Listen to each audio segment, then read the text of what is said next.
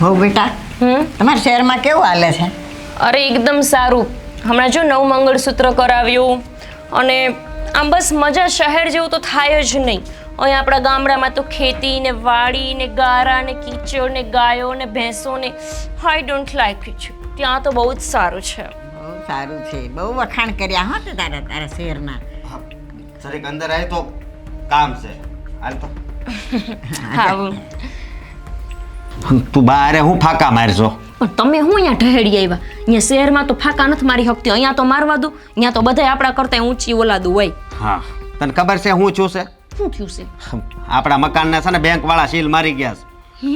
હા, હવે હવે હું બા પાસે જવું પડશે ને જમીનનું કેવું પડશે.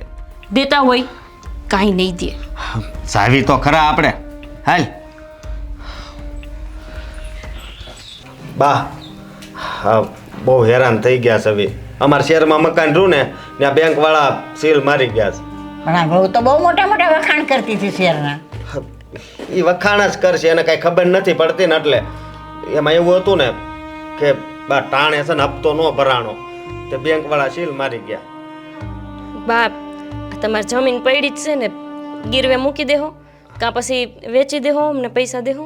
અરે બેટા, તારા માટે હું મારો જીવ પણ દેવા તૈયાર છું. આ જમીન હું પણ આવી રીતે છે ને મોટા મોટા ફાકા ન મરાય અને આ શહેરની મોટી મોટી વાતો ન કરાય. શહેરમાં કેમ રહેવાય ને એમાં હંધી મને ખબર છે. જોયું ને? શહેરમાં નખરી તું ગામડાની જ વાતો કાપતી. અત્યારે જો હા ગામડાની જમીન જ કામમાં આવી ને. ફાકા બાજ.